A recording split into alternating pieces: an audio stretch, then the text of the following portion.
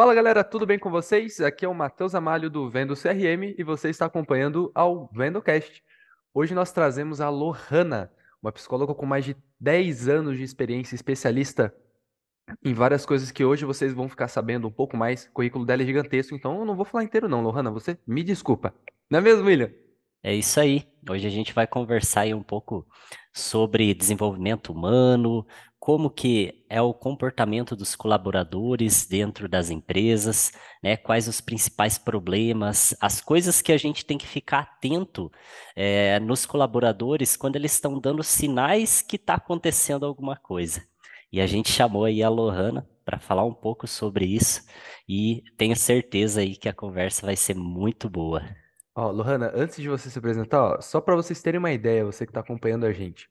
A Lohana é especialista em psicologia organizacional e do trabalho, especialista em avaliação psicossocial, terapias baseadas em mindfulness, formação e desenvolvimento humano, atendimento clínico a mulheres vítimas de relacionamentos abusivos, formação em sistemas e expertise em recrutamento e seleção, retenção de talentos. Então, com certeza vai ser uma grande oportunidade de você aprender mais sobre saúde mental e prevenção de saúde aí dentro da sua empresa.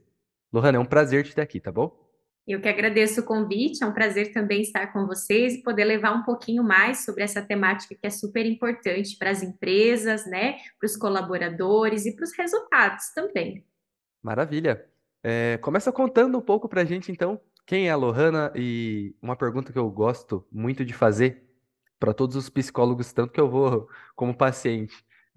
Por que você escolheu psicologia? Quem é a Lohana e como você se iniciou aí na psicologia? Muito bem. Então, a Lohana não se reconhece mais sem a psicologia, né? Faz 15 anos que eu estou mergulhada nesse mundo, né? 5 anos como acadêmica, indo para 11 anos de formada, quase 16 anos já ao todo aí dentro da psicologia. Hoje eu sou tudo isso que você falou aí, né, da questão do currículo, mas eu sempre falo que o currículo ele diz muito e diz pouco ao mesmo tempo, né? Isso. Porque formações, títulos, essas coisas, elas são um pouco do que a gente é. E elas contam um pouquinho da nossa história, mas é muito superficial, se a gente for olhar, porque o que está aí descrito são os títulos, o que não está descrito é como eu vivi cada um deles, né? Como eu aproveitei, do que eu abri mão, né? Como eu os utilizo no dia a dia, né? Então, eu gosto muito de falar que antes da psicóloga Lohana, antes das formações, antes das experiências, existe um ser humano, né? E ele faz parte, né, desse conjunto, desse contexto, e eu não consigo hoje separar, né? Então, quem eu sou, os meus valores, eles estão muito intrínsecos também na minha prática, né? Então, a Lohana, desde sempre, foi uma pessoa que gostou muito de gente, né? Que é apaixonada por pessoas, que acredita muito no potencial humano, na nossa capacidade, né, de se reinventar, de se desenvolver, de superar adversidades, né? E isso, claro, se a gente quiser, né? Porque precisa muito Sim. disso também, que a gente queira, que a gente se desenvolva, que a gente aceite a ajuda das pessoas também que querem nos ajudar a desenvolver. Então, eu sempre fui muito apaixonada por pessoas, sempre fui uma pessoa que gostou de ouvir, né? Então, eu escuto muito as pessoas, me interesso pela história delas, sou muito observadora, analítica, né, em relação ao comportamento humano.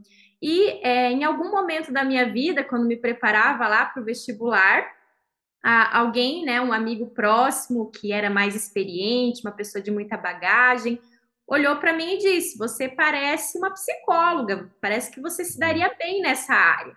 E o curioso sobre isso é que até então eu nunca tinha tido contato com qualquer psicólogo, né? Então, minha família é uma família bastante humilde, a psicologia ela ainda é um pouco elitizada, isso já vem Sim, mudando sim. bastante, né? A gente tem conseguido aí romper barreiras, tanto nos equipamentos sociais, quanto também até pela própria questão das organizações, né?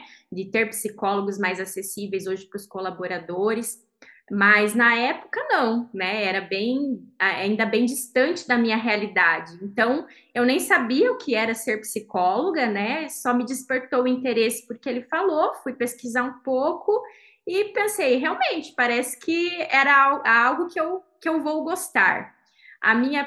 Meu primeiro contato com psicólogo, a primeira vez que eu vi um psicólogo na minha frente foi no meu primeiro dia de aula, né? Então, foi muita coincidência aí, né? Sorte, ou não sei como a gente poderia chamar, que deu certo, inclusive, de eu gostar, porque poderia ter dado muito errado também, né? Eu fui Sim. para Sim. graduação sem ter muita consciência do que de fato eu ia fazer, né? E a gente tem uma visão muito limitada sobre o papel do psicólogo, né? Então, só no ambiente clínico, na escuta, e é muito mais abrangente do que isso. Mas sou muito feliz por pelo fato da psicologia ter ido até mim e eu ter me permitido entrar nesse caminho, porque eu amo o que eu faço, sou apaixonada, né? Ela é muito ampla, a gente estuda, estuda, estuda, não para de estudar nunca, e eu vou estudar para o resto da minha vida, com certeza, e não vou saber quase nada. E foi amor à Legal. primeira vista, né? Sim, Bacana, bacana. É como você falou, as pessoas ainda ficam naquela, eu não preciso, eu tô bem assim, né? E às vezes ela acaba deixando, vai procrastinando ali e não vai tratar alguma coisa que lá no fundo às vezes está incomodando ela e teria que ir até um psicólogo, investigar, ver as crenças, né? Investigar a fundo, bem certinho, para ver o que está acontecendo com essa pessoa. E é interessante porque agora as empresas elas começaram a fazer o acompanhamento psicológico dentro delas, né? E então aquela pessoa que às vezes é muito resistente na vida pessoal acaba tendo um acompanhamento psicológico na empresa e acaba que descobre várias coisas que vão melhorar no dia a dia e até no desempenho dela dentro da empresa, né? Então, com essa introdução, eu queria saber de você aí, qual que é a importância de um acompanhamento psicológico dentro das empresas? legal, bacana. Então, quando eu comecei a faculdade, como eu comentava com vocês, eu não tinha noção, né, de que existiam tantas frentes de trabalho, tantas possibilidades de Sim. atuação. Como a maior parte das pessoas, eu entrei pensando no ambiente clínico. E aí, ainda no primeiro ano de faculdade, eu consegui um estágio, e esse estágio ele era dentro da psicologia organizacional e do trabalho. Então, foi minha segunda paixão aí dentro da psicologia, né? O quanto eu poderia, inclusive, estar perto de pessoas que tivessem pouca condição, talvez, né? Mais acesso. Sim. Então, isso foi uma das coisas que me chamou a atenção dentro dessa prática, né? Então, eu pensava o seguinte: se eu montar um consultório, né? Que para mim na época era uma realidade muito distante, mas se eu tivesse, por acaso, como fazer isso, quem que vai até mim, né? São pessoas que têm dinheiro para pagar, né? Agora, se eu atuar dentro das empresas, eu vou estar perto de pessoas que nem sempre poderiam ter acesso a esse serviço. Aí existe uma construção também dentro da psicologia e uma quebra de barreiras e paradigmas que ainda vem sendo, né, feita.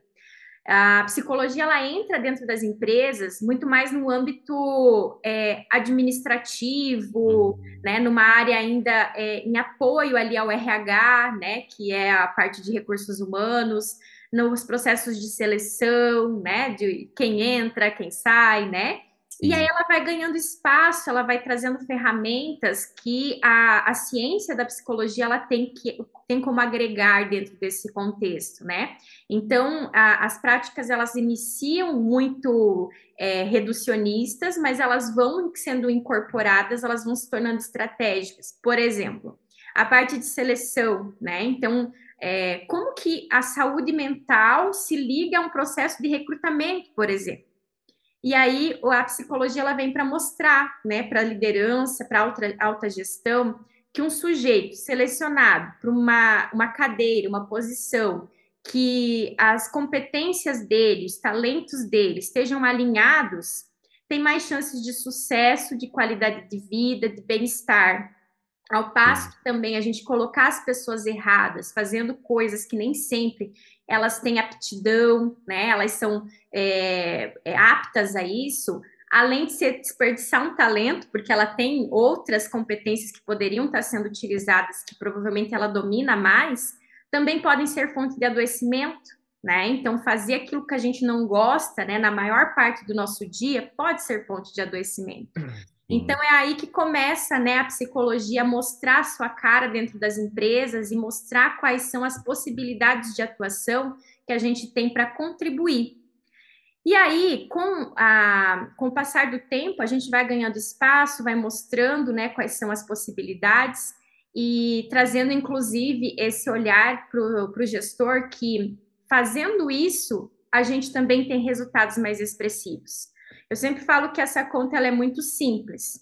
Gente feliz, gente com qualidade de vida, pessoas bem resolvidas vão dar mais resultados, né? E isso é fácil, você pode olhar por você. No dia que você não está tão bem, você não vai produzir, não vai estar tão, né, bem para entregar o teu resultado, quanto um dia que você está melhor, que você está motivado, que você está, né, que você vê satisfação no teu trabalho. Então, sim, quando a gente traz essas duas coisas, a gente consegue, né, equilibrar, a empresa ganha e o colaborador também ganha, porque a gente gosta também de ser reconhecido, a gente gosta de ver que é produtivo, a gente gosta de ver que tem resultado. E agora, né, eu percebo que eu tenho a minha consultoria, né, há 7 anos. E eu venho percebendo que depois da pandemia, nós tivemos um aumento de consciência por parte dos gestores com relação à necessidade da gente ter um olhar ainda mais atento para a saúde mental dos colaboradores, porque a quarta onda, né, da pandemia, ela é, né, a questão da saúde mental, foi a sim. ansiedade, o medo, os gatilhos gerados aí no período da Covid, e aí nós tivemos que olhar para isso de maneira mais atenta. A gente teve que se importar, começou a incomodar, né? Muitas pessoas tendo crises de ansiedade, muitos colaboradores sendo afastados por se desrelacionados aí à questão mental. Então, isso despertou aí a necessidade de um olhar mais atento e vem crescendo realmente esse papel aí do psicólogo ainda mais atuante dentro da saúde mental, né? Dentro de projetos, de programas que façam que a cultura, o ambiente traga bem-estar e qualidade de vida para as pessoas. Legal, Lohana. Antes da gente entrar no assunto do que a empresa ganha, eu queria que você me contasse uma coisa. Pela experiência que você tem conversando tanto com os gestores quanto com os funcionários, ou os futuros funcionários, quando você vai fazer alguma entrevista de recrutamento, né? Quais são as principais consequências que você sente nesses ambientes de trabalho, vamos colocar assim, tóxicos? Uhum. Bem, quando a gente tem um ambiente de trabalho tóxico, né? O que seria primeiro ter um ambiente de trabalho tóxico, né? A gente Legal. tem que ter esse discernimento aí. O Sim. ambiente corporativo, ele é um ambiente onde nós vamos ter foco em resultado, né? E eu acho que isso é uma coisa que é importante. A gente não pode romantizar as coisas a ponto de acreditar que tudo é um mundo de ursinhos carinhosos, onde a gente vai chegar, vai ficar todo mundo feliz, animado, ou igual a Barbie lá, né? Que Todo tudo vai sempre agradar todo mundo. isso, né? Então, não, né? Na nossa vida nada é assim, né? Nosso relacionamento pode ser saudável, mas ele vai ter períodos de conflito, né? A Sim, nossa casa pode ser um lar, mas vai ter dias difíceis dentro da nossa casa, e não é diferente no ambiente organizacional também. Então, sim, o ambiente vai ter metas, vai ter cobrança, vai ter feedback construtivo, vai ter conversas difíceis, e isso não é ser tóxico. O que é um ambiente tóxico? É quando a cobrança ela é excessiva, né? Então, no sentido assim, é humanamente impossível alguém alcançar essas metas, alguém entregar esses resultados, ou não é humanamente impossível, mas a forma como é cobrado é desrespeitosa, tem assédio moral, né? Então, isso é um ambiente tóxico também.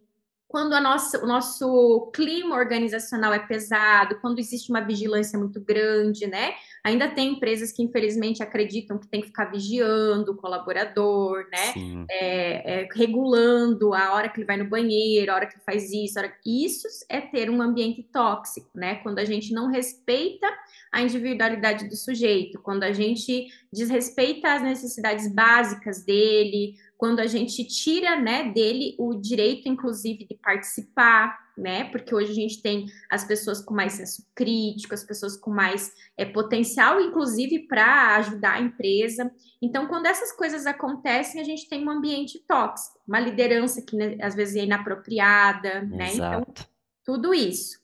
Então, quando está no extremo, quando acaba o respeito, nós temos um ambiente tóxico, né? E quais são as consequências, então?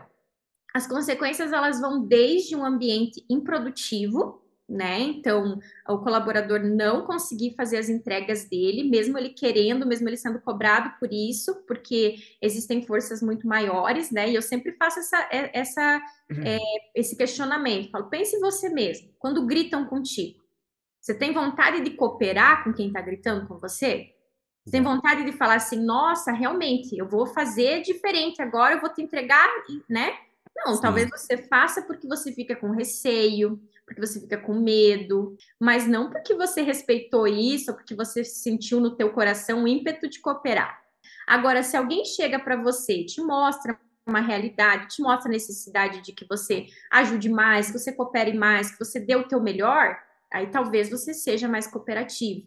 Então, vai Exato. desde essa questão mesmo de um ambiente que não vai ser produtivo, não vai ter entregas produtivas e nem de qualidade, muitas vezes, porque às vezes a gente consegue até números, mas talvez não consiga qualidade, né? E por um longo prazo, uma sustentabilidade, porque uma equipe o tempo todo sendo exposta a fatores de assédio, de cobrança alta ou de ambiente inadequado, vai ter aumentar a rotatividade, as pessoas vão começar a pensar que elas não merecem aquilo. Em contrapartida, nós vemos o cenário atual, que é um cenário bastante aquecido, nós temos pelo menos aqui na nossa região, né, É, uma oferta de empregos maior do que colaboradores às vezes capacitados, né? Então, vai ter uma alta rotatividade, vai ter queda de produtividade e no excesso, isso também vai contribuir para o adoecimento psíquico. A gente vai ter aí questão de presenteísmo, por exemplo, que diferente do absenteísmo, são aquelas pessoas que estão lá, mas não estão produtivas, estão ausentes, estão com incapacidade de concentração, né? Já estão fora do time muitas vezes. E sim. vamos ter também aí as questões de adoecimento, como o burnout, a ansiedade, o estresse, né? A depressão, que são aí as doenças mais comuns dentro do ambiente corporativo. Legal. E é até interessante a gente analisar isso, porque às vezes eu fico olhando, principalmente nas empresas de escritório, né? Que às vezes a empresa ela não dá um ambiente propício para o funcionário, não dá um treinamento para ele, então ele simplesmente larga a pessoa lá no fogo, vamos se dizer assim, e manda ela se virar, dá um jeito de apagar, né? E eu vejo que isso também é um ambiente que acaba incomodando muito as pessoas, né? Porque daí ela chega lá e ela tenta dar o melhor só porque ela não recebe o apoio para ela ser mais eficiente, né? E pelo que eu vejo, assim, acontece muito disso, né? A gente que trabalha com treinamento de sistemas, a gente percebe isso, que às vezes o colaborador ele vem para a gente dar treinamento do sistema, mas ele não sabe nada do processo da empresa. Então ele acaba que fica perdido, e daí a gente entendendo um pouco da regra de negócio da empresa, a gente acaba explicando já um pouco do processo para ele também. Só que aí você percebe que tem um gap ali no meio, né? Tem um problema muito sério de comunicação dentro da empresa já. Exatamente. E não é só um problema de comunicação, mas também um problema de entendimento de qual que é o papel da empresa, qual a responsabilidade da empresa e qual o papel do colaborador. Isso vem de resquício aí dessas empresas tradicionalistas, de uma gestão passada, inclusive, É, onde a gente tinha processos muito operacionais, né? Então, assim, uma pessoa entrava e ela reproduzia um comportamento quase que no automático ali, né? Sem muita consciência, sem muito senso crítico, e era só ela querer fazer, né? Ou muitas vezes Uhum. a força mesmo de trabalho era É. muito Você passava de uma operacionalizada, empresa para outra fazendo, às vezes, as o mesmo mesmas processo. coisas. Isso, e o que funcionava na outra funcionava porque era feito exatamente igual ali, linhas de produção. No entanto, a gente veio amadurecendo a gestão e hoje a gente quer as pessoas mais participativas, a gente quer a opinião delas, a gente quer que elas sejam proativas, que elas não façam só aquilo que está designado, mas que elas tenham visão também daquilo que falta.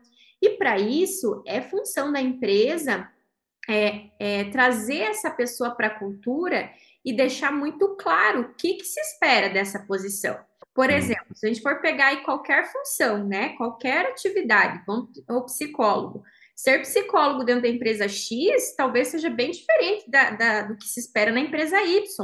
Vai muito da cultura da empresa, da liberdade da atuação, da maturidade organizacional que se tem, da autonomia que vai ser dada para esse profissional. E às vezes a gente ainda fica com aquele discurso ultrapassado de que assim, mas se a pessoa quer, ela vai dar um jeito, né? ah, Vamos ver a proatividade dela, né? Na minha vez, eu fui atrás. E assim, a gente sim, tem que entender que nem sempre é só uma questão de ir atrás, mas é o quanto a empresa ela está disposta a permitir, né, uma atuação dessa maneira.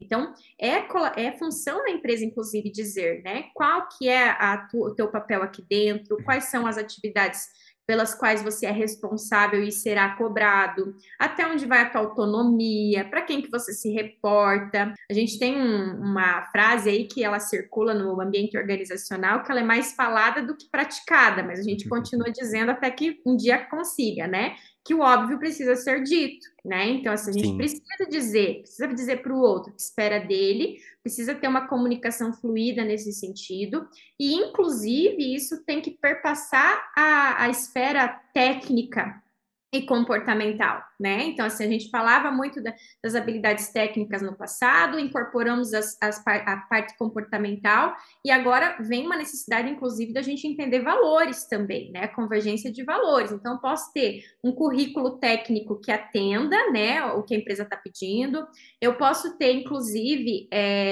a parte comportamental, que seja aderente também, mas talvez os meus valores diverjam do que a empresa tem como proposta. Por exemplo, se eu estou num time de vida em que eu estou já podendo desacelerar, que eu quero uma qualidade de vida, que eu quero uma rotina mais flexível, um horário mais tranquilo, e talvez eu esteja entrando numa empresa que ela precisa dar um gás agora, porque ela precisa se posicionar em mercado e ela precisa de disponibilidade, ela precisa do meu tempo maior, isso precisa ser muito claro das duas partes. Eu, sim. enquanto candidato, colaborador, preciso ser honesto com a empresa sobre as minhas disponibilidades, e ao passo que a empresa também precisa ser honesta comigo sobre o que ela precisa de mim. E tá tudo bem, inclusive, se a gente não tiver no mesmo time. Amizade Exato. fica, tem outros lugares que eu posso trabalhar, e a empresa tem outros colaboradores que ela pode contratar também. Show. Já pegando o gancho aí dessa parte que a gente está falando mais empresarial, né? Por onde que um gestor, um dono de uma empresa, ele pode começar a cultura de saúde mental dentro da empresa dele? Uhum, Mas não só aquele negócio do site ali, valor. A gente aham, Ah, gosta sim. dos nossos dos nossos funcionários bem mentalmente. Porque muita empresa, Lohana, eu vejo isso. Eu que estou na prospecção aqui, o que acontece? Lá no site, valor, nosso valor, honestidade, humildade, não sei o que lá, missão, deixar todo mundo bem. Daí você abre, por exemplo, aquele site que fala a experiência de antigos funcionários, o povo metendo pau na cultura da empresa. Então, uhum. diga aí pra gente. Legal. Então, essa é uma pergunta muito boa e o complemento dela melhor ainda. Então, vamos lá. Quando a gente tem, né? Eu sempre falo que quando eu vou visitar uma empresa, a primeira coisa que eu olho é missão, visão e valores, né? E aí eu olho se o quadrinho está coerente com a cultura, com a entrega. E é muito fácil de enxergar Sim. as divergências. Por onde a empresa precisa começar? O líder, o gestor, o dono, o CEO, né? Seja lá quem seja a alta gestão, por ele mesmo. Se ele não olhar o papel dele dentro dessa empresa, né? Então, assim, eu quero, acho bonito falar isso, ou mesmo às vezes é por uma questão até de bolsa, né? De ter capital aberto em bolsa, então existe uma necessidade, né, de se Sim. adaptar aos programas de SG e tudo mais.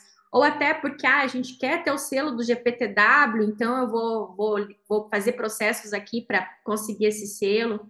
Então, eu falo sempre assim: entre você dizer e fazer, se você não tiver como bancar, nem diga. porque é tiro no pé, é pior ainda. Sim, Então, uma empresa que ela tem declarado valores com as quais ela não trabalha, é pior do que aquela que tem consciência de que assim, não estamos lá ainda, não somos assim, então não vamos colocar aí.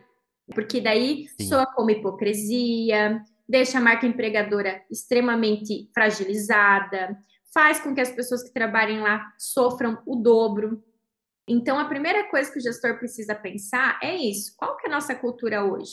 Então, qual que é olhar, né, de uma maneira muito corajosa mesmo. Já temos maturidade? Já somos uma empresa que consegue, eu enquanto gestor, entendo o meu papel, sou humano, consigo descentralizar, sou uma pessoa que sabe trabalhar com outras pessoas, ou sou um líder autocrático, sou uma pessoa que precisa, né, que tudo passe por mim, sou desconfiado, acredito que só eu sei das coisas. Porque sim. se eu estou nesse ponto ainda, não adianta eu querer, pode ter 15 psicólogos dentro da minha empresa fazendo um baita trabalho, mas eu, em algum momento, eu ainda vou, né, impactar nisso. Então, a primeira coisa que precisa ser vista é o gestor, é quem toma a decisão, quem tem o poder de dar, de assinar lá, de dar a canetada e a coisa funcionar mesmo. Senão ele E faz um aí, trabalho de vó, né? A mãe é, educa e ele vai lá e deseduca. isso. E aí, assim, olhei para mim, percebi que não estou lá ainda. O segundo ponto é: eu quero mudar, estou disposto, consigo. Uma coisa que a gente faz muito aqui quando chega empresa nova para nós, a gente percebe que o gestor ele ainda não está, né, lá e fala: beleza, nós conseguimos fazer isso, mas você quer? Você está Sim. disposto a ouvir o que você precisa mudar? Se você não tiver, não adianta você nos contratar. A gente vai poder dar o nosso melhor, mas não vai acontecer. É necessário que o gestor ele tenha esse ímpeto de mudança, ele queira e ele enxergue propósito nisso. E aí entra um parêntese aqui, porque assim, tá, eu olhei para mim e não quero, não estou disponível, não quero continuar sendo assim, quero que as pessoas me aturem, quero ser autocrático, quero mandar e o outro obedecer. E aí o que eu sempre falo é o seguinte: ok, todo mundo tem escolha. No entanto, o que eu preciso te dizer é que essa tua gestão não vai longe. Sim. Né? Então, as pessoas vão começar a te abandonar, elas vão começar a deixar, até podem ir por um tempo, mas chega um tempo que não tem mais o que fazer. A pessoa adoece, ela vai, né? Ela vai chegar no limite dela. Então, você não vai ter qualidade, você vai ter queda de produtividade, você vai ter uma marca empregadora queimada no mercado. Inevitavelmente, você vai ter que olhar para isso em algum momento. A questão é, quando você olhar, ainda dá tempo de salvar o teu negócio? É. Né? Então, é esse o caminho. Então, primeiro ponto é esse. Depois, a cultura, quem vai fazer, e aí a gente preparar todo o caminho. A nossa casa ela tem que estar arrumada para a gente refletir isso para fora, né? Não adianta nada eu pregar uma coisa e fazer outra. Então, Isso. a partir do momento que está organizado ali, as pessoas dentro da minha empresa estão alinhadas, né? Estão trabalhando em cima dos valores que eu prezo, depois é um reflexo para os clientes, né? Isso mesmo. O cliente ele sempre acaba notando toda essa sinergia da equipe, todo o tipo de conversa. Você já fica. O cliente ele não fala, mas ele fica esperto no jeito que você conversa com o colega de trabalho e tudo mais. E pensando numa casa arrumada, Lohana, tô com a casa arrumada, agora eu vou começar a receber visita. Ou melhor, já tem algumas visitas dentro da casa. E como gestor, um gestor alinhado à cultura, alinhado aos valores da empresa, quais são os sinais que eu devo prestar atenção na minha equipe para eu saber? Porque assim, a pessoa pode ter problemas também sem ser movidas necessariamente pela gestão que ela tem. Então, problemas pessoais, problemas, igual você falou, de produtividade e tudo mais. Quais são os sinais que o gestor deve ficar esperto com essas pessoas que você mais nota? Legal.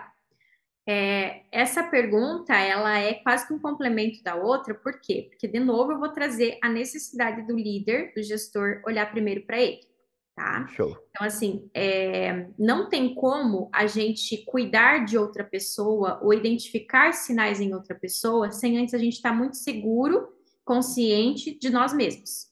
Vira, como eu sempre falo, uma salada de frutas, né? Então, se eu não estou bem comigo mesmo, se eu não me conheço, Se eu não tenho consciência das minhas fraquezas, das minhas mazelas, das minhas dificuldades, eu começo a projetar no outro aquilo que é meu. E acontece muito, né? A gente percebe muitos líderes aí que estão inaptos até para a função de liderança ou despreparados, né, para a função de liderança, que muitas vezes vão medir o colaborador pela régua deles ou pelas dificuldades deles, e aí vira uma bagunça. Então, a Sim. primeira coisa que um líder que quer identificar sinais de adoecimento ou desenvolver a equipe mesmo precisa fazer é cuidar de si. Então, se olhar, se perceber, se esvaziar, inclusive, isso eu falo que é uma coisa muito importante. Não tem como acolher conteúdo do outro se eu estou cheio. Então, se eu estou cheio de mim, como é que eu vou ouvir o outro? E aí vira aquelas conversas que não são sobre o outro, são sobre ele mesmo. O colaborador começa a Uhum. dizer sobre ele, já se torna sobre mim. Então, eu preciso me esvaziar, preciso me conhecer, preciso estar bem primeiramente. Depois disso, eu preciso entender que as pessoas elas não são iguais. Cada um vai responder de uma maneira, cada um vai agir de uma maneira diferente. Estar com problemas não quer dizer que eu vou estar improdutivo, por exemplo. Então, tem gente que não deixa a peteca cair. Mas eu É, também não posso cobrar de todo mundo que quando não estiver com problema, não deixa a peteca cair. Porque tem sim, gente que não vai conseguir lidar. Então, como líder, você precisa estar próximo da sua equipe, conhecê-la. E isso não é no momento da dificuldade. Percebi, eu nunca falo com o Matheus. Nunca tô lá, só olho, só falo com ele sobre trabalho. Só vou lá para cobrar ele. Aí um belo dia eu percebo que o Matheus é diferente do que ele geralmente está. Aí eu vou lá e sento na frente dele e pergunto o que está acontecendo. As chances de o Matheus ter conexão, se sentir à vontade para falar alguma coisa para mim, são bem baixas. Então, uma liderança, ela não pode começar quando está com problema. Um líder, ele começa a desenvolver a equipe desde o início, ele precisa conhecer, precisa acompanhar, precisa se interessar pela vida do outro. E aí, uma coisa que a gente leva para dentro das empresas e que existe uma resistência enorme, eu falo, gente, o líder não pode conversar só sobre trabalho com o colaborador. Essa história de que a pessoa de dentro para fora, né, ela deixa os problemas dentro da empresa, ela é outra e deixa os problemas lá fora. É mentira, gente, não consegue. Nós somos um ser humano só, então eu vou para minha atuação, eu consigo ter inteligência emocional para separar as coisas e ser profissional, ok? Mas eu não consigo deixar os meus problemas lá fora.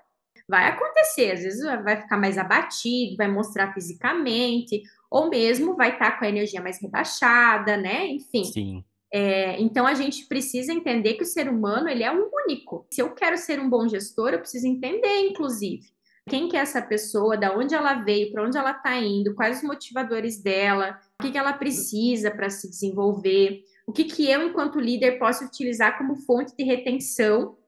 Para essa pessoa é fundamental que ela tenha desafios, né? Então eu preciso saber disso para proporcionar esses desafios para que ela continue. Já para o fulano, a família dele é o que motiva ele a dar resultados. Então, eu preciso saber disso também, porque se eu não souber, como é que eu vou motivar ele no dia a dia? Como é que eu vou lembrar ele, né, de qual o propósito dele ali? Então, é isso. Estar atento, conversar, criar conexão, ter trocas também. O líder precisa se mostrar vulnerável. Você não se abre com alguém que você não entende como uma pessoa que está acessível. Se alguém chega, né, e essa pessoa, nossa, ela é, meu Deus, né, ela está no outro patamar.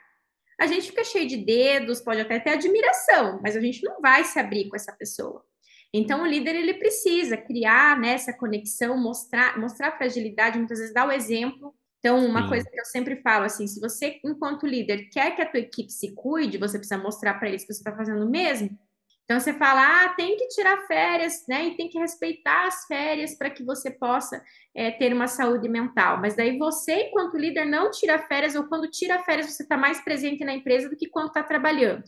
Então, você está dando um exemplo contraditório e quase que dando uma mensagem de que assim, aqui não se tira férias. Então, é tudo isso que precisa ser observado. Se você fizer isso, se conhecer, saber das suas dificuldades, olhar para o outro, conhecer ele e acompanhar, você vai saber quando alguém está diferente do que é. E não vai ser todo mundo igual. Né? Tem alguém que está mais agressivo, tem alguém que está mais quieto, tem alguém que está mais falante. vai despertar em você, porque você sabe, aquela pessoa está agindo de uma maneira incomum, diferente do que geralmente ela age. Legal. É a empatia, né? Saber olhar para as pessoas, identificar o comportamento dela mesmo. Muito bacana. E agora a gente falou muito sobre liderança, sobre empresa. Agora eu quero fazer uma pergunta para você. Como que você ajuda aí no desenvolvimento humano das pessoas? Uhum, legal. Então, dentro da minha atuação, eu trabalho em várias frentes hoje. Em alguns Uhum, momentos, eu trabalho contratada, digamos assim, pelas empresas, para estar lá, desenvolvendo processos de desenvolvimento, preparando os líderes para que eles tenham esse olhar humano, desenvolvendo eles em habilidades, né, em competências como comunicação, gestão emocional, a parte de feedback, que é importantíssima para o reconhecimento, sim. para criar conexões. Desenvolvendo processos da própria gestão, então avaliação de desempenho, a parte de endomarketing, do reconhecimento do colaborador, a participação dele ativa, né, nas decisões da empresa.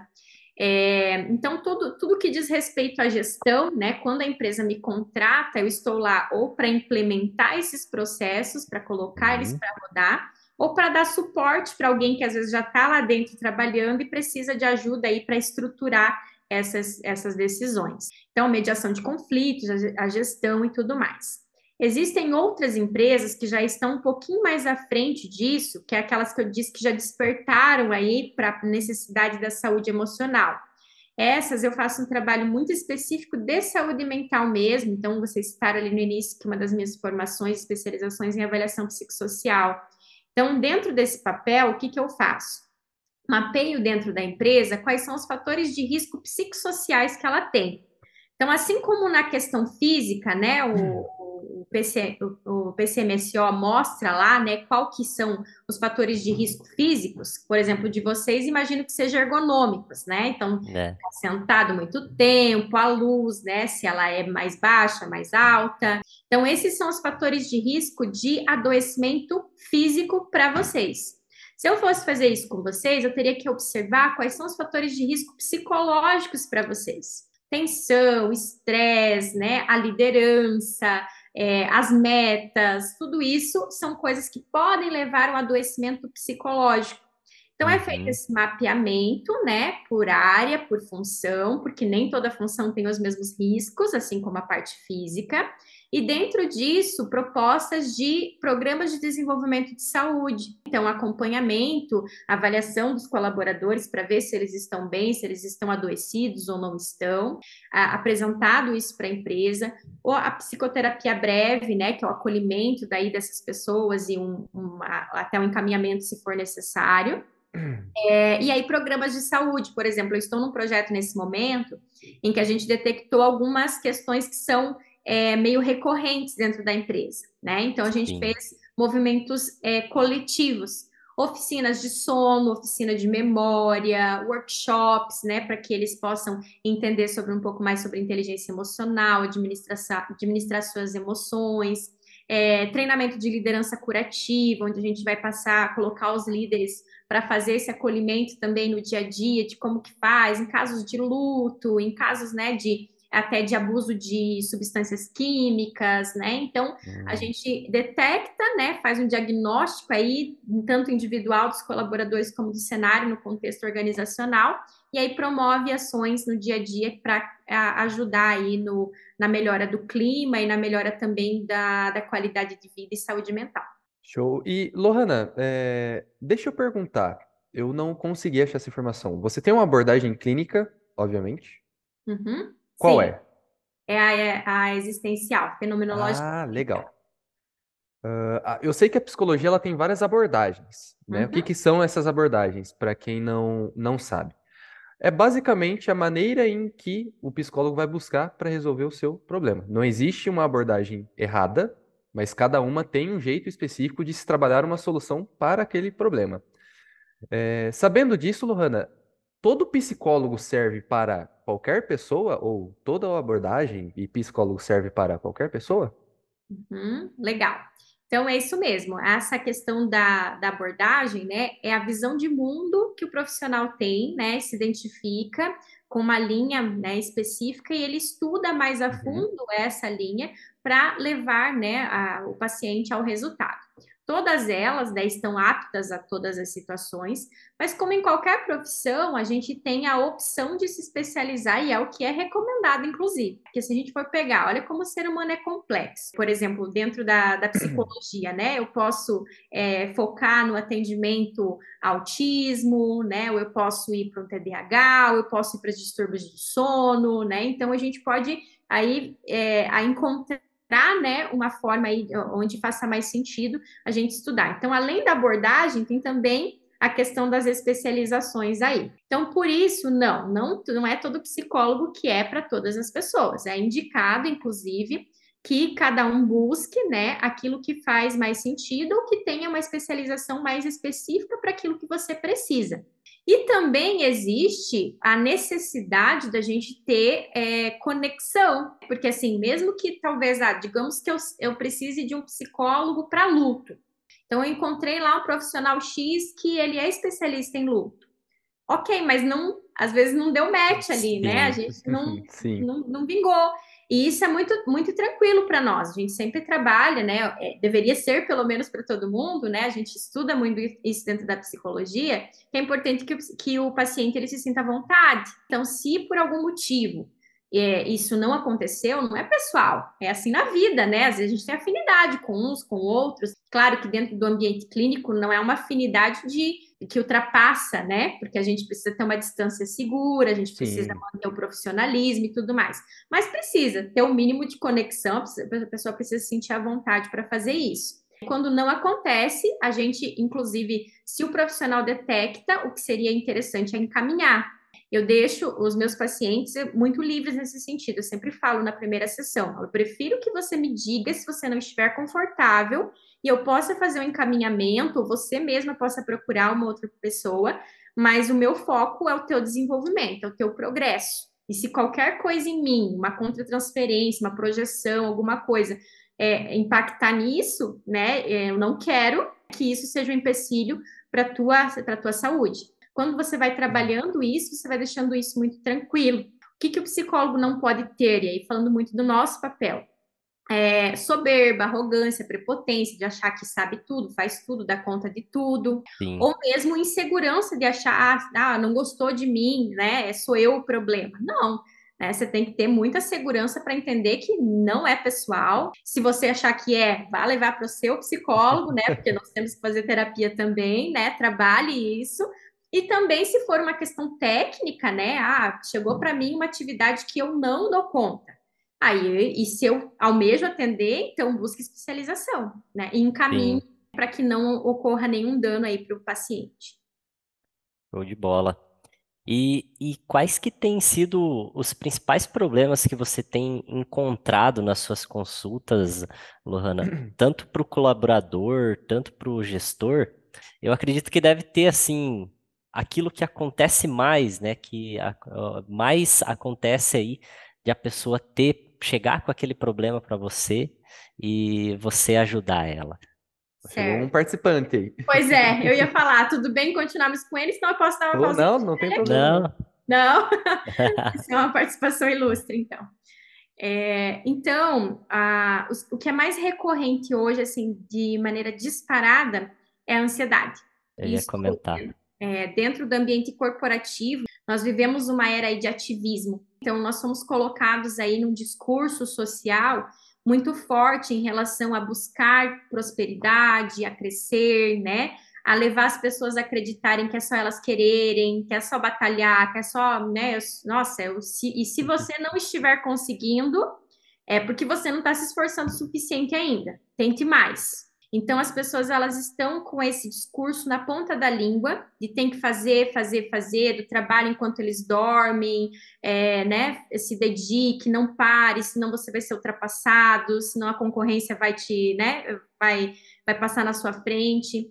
E isso tudo não que o esforço não seja necessário, né? Eu falo, eu nunca conheci ninguém que conseguiu alguma coisa que não foi por esforço. né? Salvo os herdeiros aí por aí, mas né, É, no dia a dia, né? Ou como profissional, por exemplo, eu posso ter todo o dinheiro do mundo, eu compro um título, mas não compro a bagagem. A gente tem que ter esforço, sim. Então, não é o esforço, mas esse processo, né, que é extremamente prejudicial à saúde das pessoas, que é incansável, né? Eu não posso parar, não posso, em momento nenhum, me dar o luxo de descansar, não consigo mais entender a necessidade, inclusive, do ócio na minha vida, e ele é importantíssimo.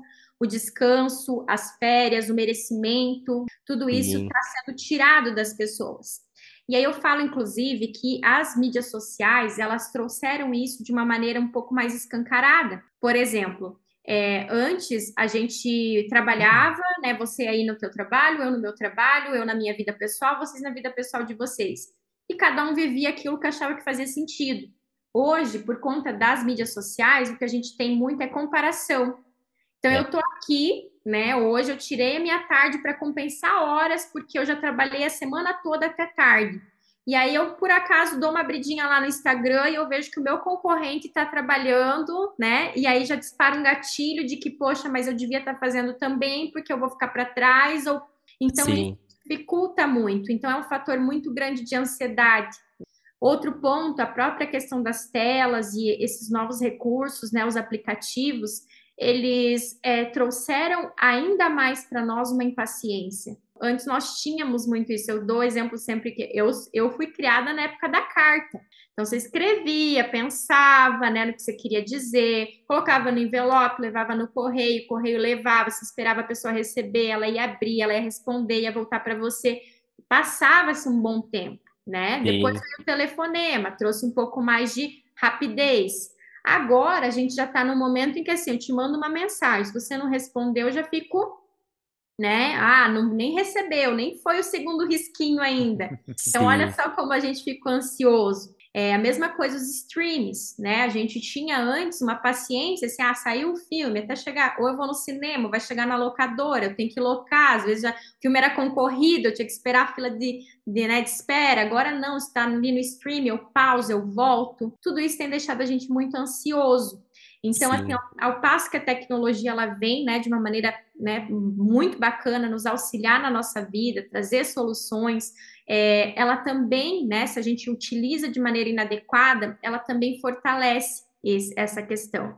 Então, eu sinto as pessoas muito ansiosas, muito preocupadas, né, querendo controlar o incontrolável. Então, a gente traz muito esse conceito, assim, de que você tem que fazer alguma coisa.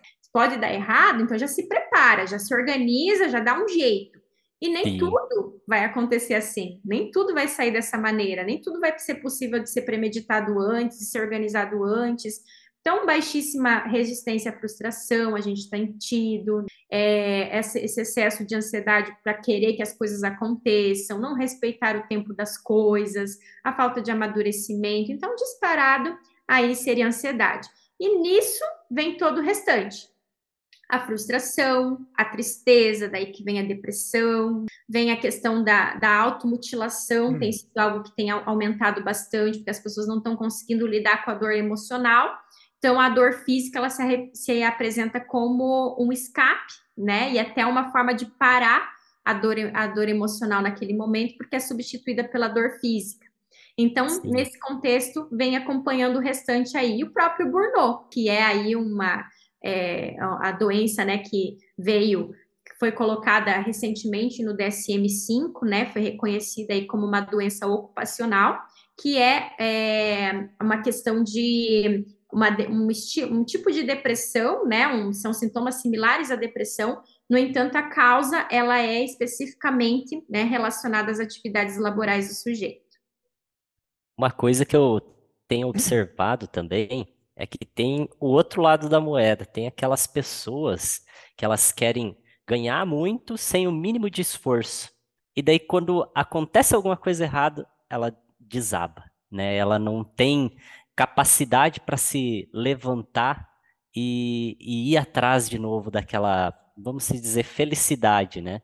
Então, eu vejo que tem pessoas que elas vivem só de prazer, vamos se dizer assim, né? E não consegue viver na dificuldade, porque a gente eu vejo que a gente tem que, às vezes, viver na dificuldade, não assim de viver infeliz, eu falo, né? Mas Uhum. passar por provações para que na hora que acontecer uma coisa boa ou que vir uma recompensa, você saiba desfrutar daquilo, né? Isso. Eu vejo que nós temos muita dificuldade, enquanto ser humano, de encontrar equilíbrio. Nós somos muito 8 ou 80, né? É, Então, se você for olhar, né, os pais de vocês, provavelmente, né, a geração passada, ninguém falava em felicidade no trabalho, por exemplo, né? O meu pai mesmo, né, vai falar para isso e falar, tá louca, menina, né? Tem que Trabalho trabalhar. para trabalhar. Ah, Trabalhar, felicidade é isso, ter um emprego e conseguir prover dentro de casa. Então, a gente, ao passo que eles não tiveram permissão nenhuma, muitas vezes, para olhar para isso né, tinham que reproduzir só e ficar felizes realmente por ter trabalho. Nós viemos já colocando esse conceito de felicidade e aí fomos para um outro extremo, onde parece que eu tenho que estar feliz a todo momento. E que sim. não existirão não vai existir nenhuma dificuldade, eu não vou passar por nenhuma adversidade. Então, é muito importante a gente conectar os pés no chão e ensinar as pessoas sobre isso. Eu sempre dou o exemplo, né, da questão da psicologia. Eu amo o que eu faço, sou apaixonada e eu nunca considerei fazer outra coisa. Mas eu gosto de todos os dias? Óbvio que não. Gosto de todas as atividades? Também não.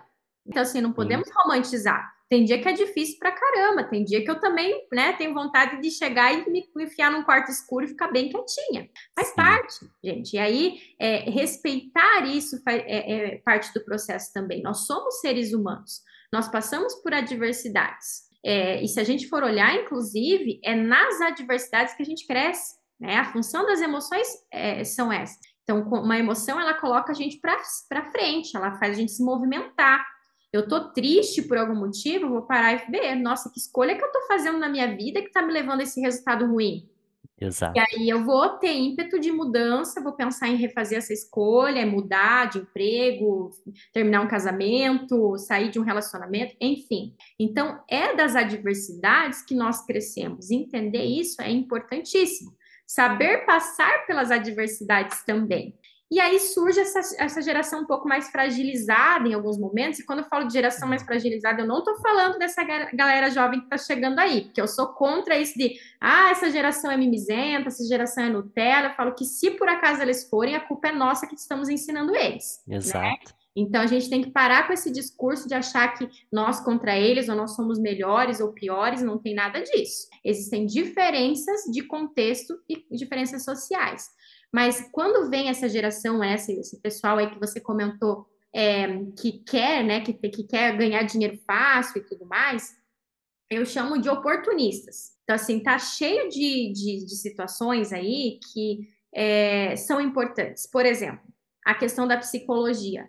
Foi um boom a gente falar de emoções recentemente. Está sendo muito falado sobre as pessoas cuidarem da sua saúde mental, da gente começar a olhar para isso. O esporte Sim. levantou essa bandeira recentemente, trouxe, né, a própria Simone lá na ginástica, né, muitas pessoas trazendo esse viés. E aí, nossa, então acendeu aí uma oportunidade. O que o oportunista faz? Ele vai estudar 5 anos, psicologia, se especializar, se dedicar? Não, ele vai encontrar qualquer portinha aberta, qualquer curso de final de semana e aproveitar para dizer que ele cura alguma coisa ou que ele desenvolve o outro. Sim. Então, e aí esse é o tipo de pessoa que vai vindo, né? Aí tá, não deu certo lá com essa parte, né? Eu não consegui tratar as pessoas, eu não ganhei o dinheiro que eu achei que eu ia ganhar lá, né? Eu fiquei milionário com isso. Agora a era do marketing digital. Nossa, tá Sim. todo mundo ficando rico com marketing digital. Essa mesma pessoinha que lá, ela não quis estudar psicologia, ela não quis se desenvolver para ajudar as pessoas, ela também não vai estudar marketing, mas ela vai virar o marketing, né? Ela vai fazer um cursinho lá de final de semana e ela vai se aventurar de novo. E aí fica aquelas pessoas pulando de galho em galho, sem uma solidez, né, sem ter um conteúdo concreto. E aí ficam até infelizes e muitas vezes até impactando vidas de maneira negativa, sendo irresponsáveis aí também. É porque o resultado, ele vem de um plantio de longo prazo. Então você vai fazendo, você vai evoluindo, você vai estudando, você vai mostrando o teu trabalho, você vai melhorando, e isso não é do dia para a noite, né? Isso aí é uma caminhada, às vezes, que longa, né? Às vezes você vai passar uma faculdade inteira, depois da faculdade você vai ingressar no mercado de trabalho, você vai apanhar ainda um pouco, né? Porque às vezes você sai da faculdade com uma visão, mas o mercado de trabalho ele é diferente, né? Ele traz outras realidades. E daí, aí que você começa uma jornada de entender aonde você está, olhar para onde você quer chegar e correr atrás, né? Mas não desistir na primeira dificuldade. A gente tem que ter consistência e isso é para tudo. Eu vejo que é para tudo, né? É para alimentação, é no esporte, né? Você que está cuidando da saúde, é a mesma coisa. Você tem que ter consistência. Não adianta você, eu quero emagrecer. Vai um mês na academia, daí o restante do ano fica tranquilo. Não vai dar Não resultado, tive né? resultado que eu queria nesse primeiro mês, não vou mais. É, Eu costumo dizer, sabe, que assim, ser feliz, e essa felicidade que a gente falava, felicidade real, não, né, o tempo todo, mas ter uma vida congruente, uma vida satisfatória, dá trabalho, né? tá. Mas também ser infeliz dá trabalho, né? Só que a diferença é que uma vai me levar a um resultado mais positivo e outra vai me deixar infeliz pro resto da vida, É, né? Então, por exemplo, eu quero ter uma vida, quero ter um trabalho legal, quero, né, cuidar da minha saúde, não vai ser de primeira que as coisas vão acontecer, né? Mas eu preciso tentar. Cada sujeito é único, o caminho do outro não serve para mim, então eu vou ter que descobrir qual que é o meu. E para eu é, descobrir o meu, vai ser por tentativa e erro também. isso aí. Você falou das gerações mais novas e eu lembrei de algo que me chama muita atenção, que é a incapacidade que esse povo tem de lidar com tédio. Hoje, como a gente está em um mundo digital onde se você não está gravando um vídeo, está fazendo uma dancinha TikTok, está trabalhando, não está estudando, é, as pessoas perdem um pouco a habilidade de ficar no tédio. Elas veem o tédio hoje como algo ruim. Então, por exemplo, se você tira a tarde para ficar em casa e volta lá naquilo que você falou mais cedo, você se sente mal. Porque Uhum. aquilo para você foge totalmente da velocidade em que a cultura está avançando. Eu acho É, que com o mundo digital isso fica cada vez pior nesse sentido, né? Do povo não saber lidar com o tédio. É aquele negócio, você quer recompensa sempre rápido, né? Faça aqui, receba aqui. Recompensa sempre muito rápido. E causa uma fragilidade muito grande. Eu tenho um sobrinho muito novo, então, por exemplo, se algo não acontece na hora que ele quer, você já vê que a geração dele age diferente. A minha foi acostumada a ficar 40 minutos na fila da lotérica com a mãe, com o pai. Então, tipo assim, a gente não teve tanto esse problema, apesar da minha geração já ser bem mais incapaz emocionalmente falando do que a geração um pouco antes, né?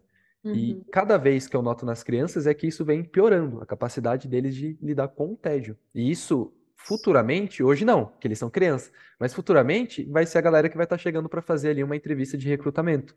E isso me preocupa muito, como essa galera vai saber lidar com o tédio também nas atividades. Aham. É. Eu tenho uma preocupação ainda maior, que é saber se eles vão ter tempo para o TED, porque ao passo que eles estão assim, as organizações, a sociedade, ela também está cada vez mais ativista. O ideal seria que a gente tivesse, né? Tivesse tempo para nós, tivesse tempo para pensar, tivesse tempo para descansar, tivesse tempo para silenciar um pouquinho.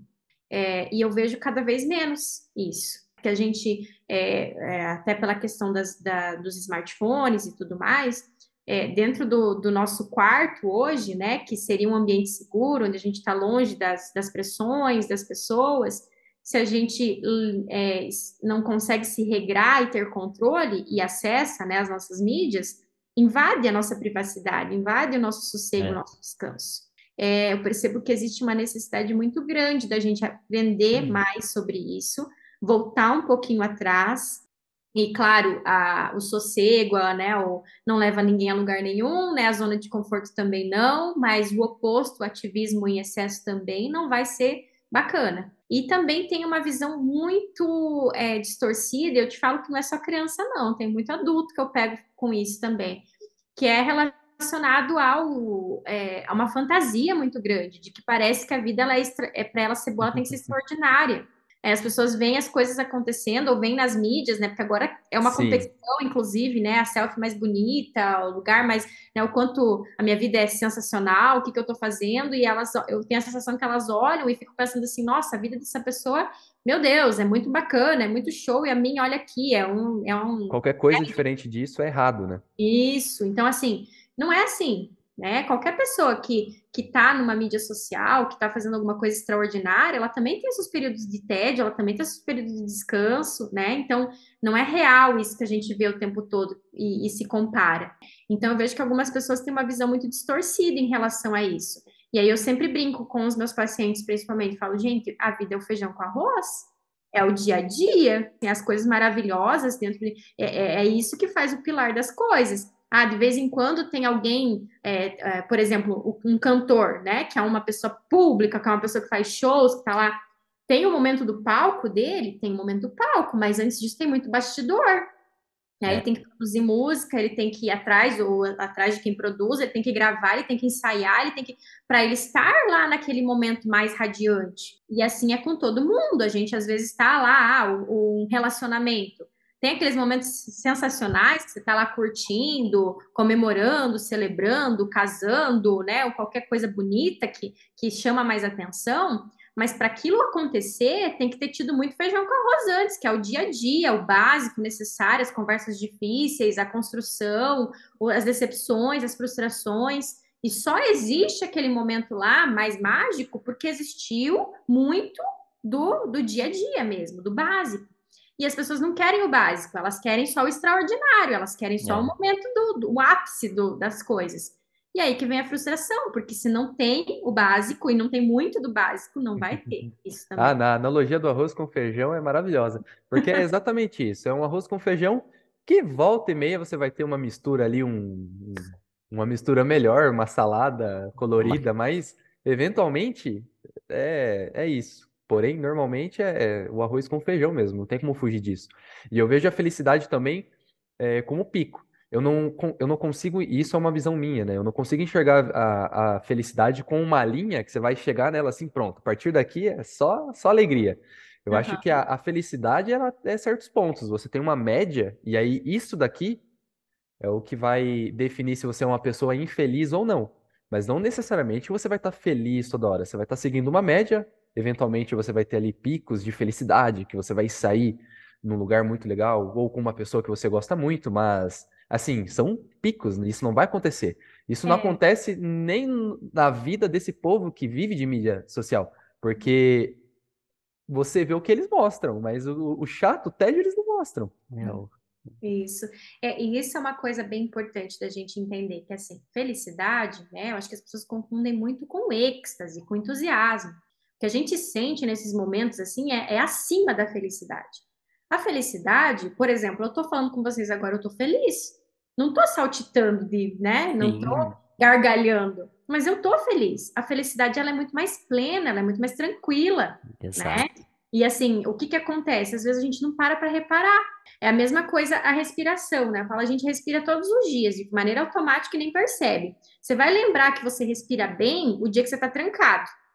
Fala, É, nossa, todos os outros dias é tão fácil, né? Hoje, que saco, tô Hoje tá assim. difícil. Isso. Então, assim, algumas pessoas, a vida delas está boa, elas estão felizes, elas não estão percebendo isso, porque elas estão esperando o êxtase, o extraordinário.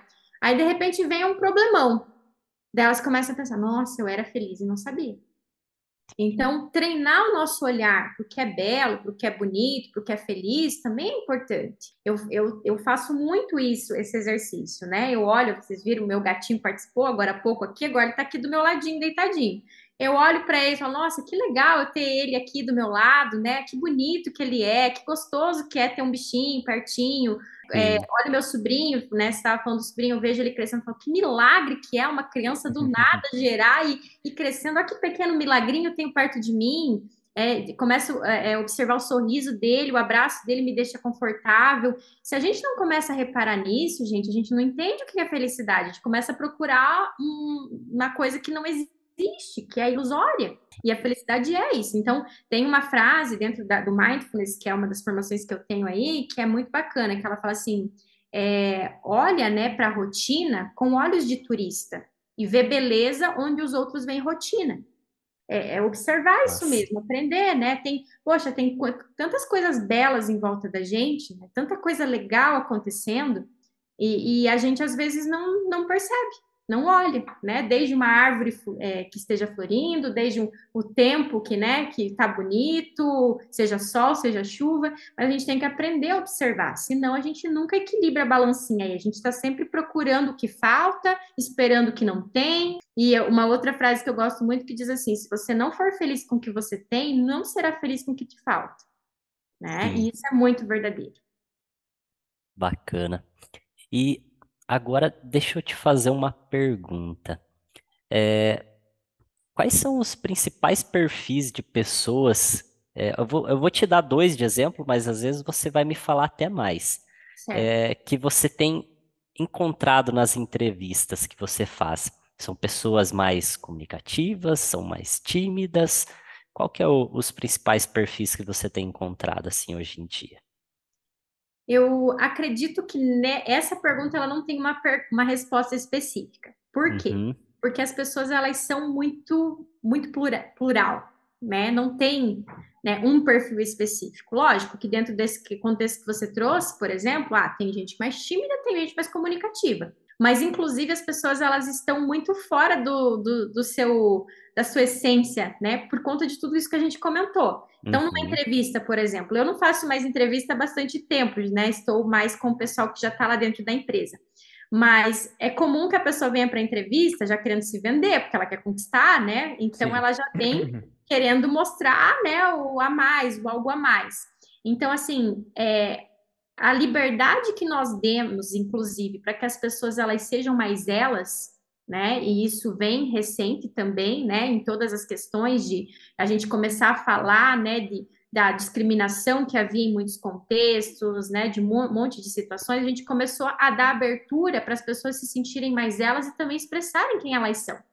E nisso, gente, é muito gostoso de ver como a gente tem uma pluralidade enorme, né? E uma diversificação sensacional e quanto isso é rico, inclusive, para qualquer ambiente. Lógico que, assim, dentro das nossas competências daí organizacionais, por exemplo, ser mais tímido ou ser mais falante, a gente pode encontrar posições que são mais coerentes com aquilo que eu sou, ou mesmo se eu topo desenvolver, eu posso me lançar, posso começar a mudar esse cenário também, desenvolver essa competência. E o que eu gosto muito, que daí a minha abordagem aí, ela é muito legal nesse sentido. Ela fala que a gente não é, a gente tá, né? Eu não sou, eu sim, estou. Estou assim agora. Amanhã eu posso estar diferente de acordo com aquilo que fizer sentido para mim. Se eu observar que tem alguma coisa em mim que não está bacana, que eu preciso evoluir algum outro ponto, eu vou fazer isso também. Né? Então, não tenho hoje assim, isso aparece mais. O que tem é muita gente querendo se vender, isso tem. Mas de é. restante, é muito plural mesmo. Daí entra até naquela questão, quando a pessoa às vezes já está na empresa, tem aquela pessoa que é mais perfil executor, tem aquele que é mais analista, tem o planejador e tem o comunicativo, né? Que é a pessoa que às vezes até gosta muito da área de vendas, de conversar com o cliente, de visitar cliente, né? Então acho que entra mais nessa questão de quase competências, né, do que Isso. timidez ou comunicação. Isso, até o que você trouxe aí é de uma ferramenta que se utilizou bastante, que é o DISC, né? Foi bastante difundida aí dentro das empresas. Isso eu Isso. gosto bastante de trazer, assim, o DISC é uma ferramenta válida, né? A gente pode utilizar Uhum. ela, dar bastante suporte. Mas eu não gosto de reduzir as pessoas a algum, né? 4 Sim. quadrantes, 4 perfis, porque o que acontece? Eu até sempre brinco, falo assim, no que seria diferente do horóscopo, por exemplo, né? A única coisa que o horóscopo ainda dá mais opções, são 12. Porque as pessoas, elas são únicas, não tem uma pessoa igual É, a outra. Então, lógico, dentro do contexto, por exemplo, para ser vendedor, ele vai precisar de competências muito específicas, né? Precisa ser persuasivo, precisa ter negociação, precisa ser comunicativo. Então, e isso dependendo de cada empresa. Tem empresa que às vezes, vai também o cara que vende é o cara que cuida do financeiro, ele vai ter que ser organizado, vai ter que ser isso, vai ter que um monte de coisa. Mas, então, claro, cada função vai ter seu conjunto de competências. E aí que entra o que eu falo que nenhum diz que pega, que é assim, tá, beleza, dentro do meu DISC lá, eu sou perfil comunicativo. Então eu sou apto para ser vendedor? Talvez não, né? Sim. O fato de eu ser comunicativo não quer dizer que eu vou ser um bom vendedor. Eu não sou comunicativo, eu não posso ser vendedor? Também não quer dizer isso. Talvez essa pessoa não seja ainda, mas o que ela tem de vontade, de propósito, de superação, seja muito maior. Então, por isso que eu falo que, assim, eu não gosto, inclusive, de currículo. Sou uma psicóloga de RH que não gosta de currículo. Mas por quê? Porque currículo, gente, meu Deus do céu, é muito reducionista. Eu tô com a pessoa ali na minha frente, eu tenho um ser humano incrível ali para eu explorar, para eu entender quem ela é, o que que ela pode ser, o que que ela quer fazer da vida dela, o que a motiva. Vou ficar pensando em experiências passadas, olhando para o que ainda, né? Claro, elas me ajudam a entender quem ela é, mas eu não posso ficar preso nisso. Então, é muito bacana a gente ter ferramentas de apoio como essa, é importantíssimo, mas a gente não ficar reduzido. A gente tem a pessoa ali na nossa frente. Explorar isso é muito importante. Legal.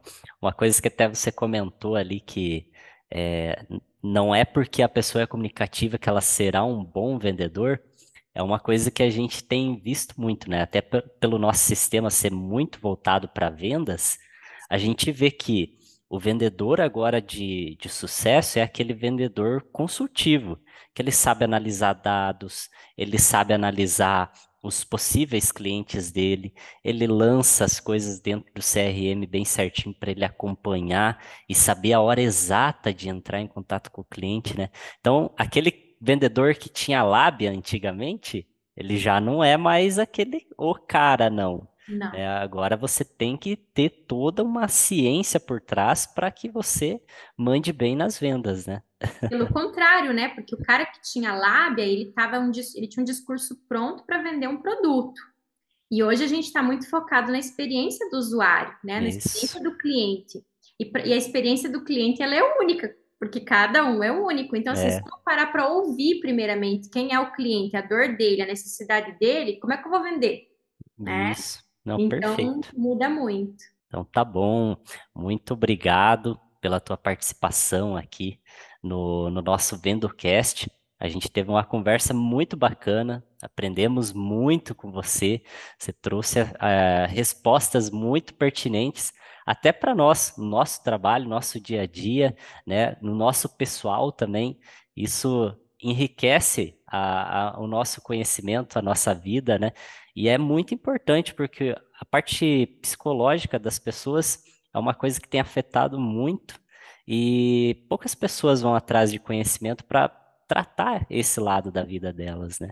Então, todo esse conhecimento que você compartilhou com a gente foi fantástico e eu só tenho a agradecer a você. Eu que agradeço a oportunidade, foi um prazer estar com vocês. Para mim é sempre muito importante esses momentos em que a gente pode disseminar um pouquinho mais da psicologia, levar, né, esse conhecimento para as pessoas. Acho que é uma prestação de serviços, né, à ciência quando a gente consegue, né, dentro desses Sim. canais, inclusive em outras áreas, né, como a área de vendas, conseguir levar isso é muito legal, muito bacana. Então, agradeço imensamente a oportunidade e fico à disposição, né? Se quiserem saber mais, quiserem entrar em contato comigo. Então, eu sou sócia, né, proprietária da Relicário Psicologia. Então, para quem quiser seguir lá, né, as mídias da Relicário, o nosso site, acompanhar as oportunidades de vagas também que nós temos, ou entrar em contato, né, para saber mais ou tirar alguma dúvida, fiquem à vontade. Maravilha. É muito legal quando a gente consegue aproximar a psicologia, porque, como você falou lá no começo da nossa conversa, a psicologia, por muito tempo, ela foi, primeiro, muito elitizada, e segundo, não era coisa de homem. Homem não precisava procurar ajuda. E trazer isso cada vez mais para os gestores, para os vendedores, para as vendedoras também, para as gestoras, é muito importante para a gente mostrar que a psicologia ela é fundamental na nossa vida. Ela não é um luxo de um médico, ela é diferente, por exemplo, de um gastro, que você visita quando você tem problemas no trato. A psicologia, ela deveria fazer parte da vida de todo mundo. E se você ainda não conversa com nenhum psicólogo, eu falo para você que muito das suas dificuldades vão desaparecer quando você tiver uma pessoa te auxiliando, tá bom? Todas as redes sociais da Lohana e da Relicário vão estar aqui na descrição, caso você esteja ouvindo a gente no Spotify ou vendo este vídeo ali no YouTube. Aqui na descrição você vai achar todas as redes sociais. Eu agradeço você, Lohana, por participar do nosso episódio e com certeza queremos você novamente aqui. Tem muito assunto ainda para a gente conversar. Isso aqui foi só o básico do básico, tá? E obrigado você também que acompanhou esse episódio e até o próximo Vendocast.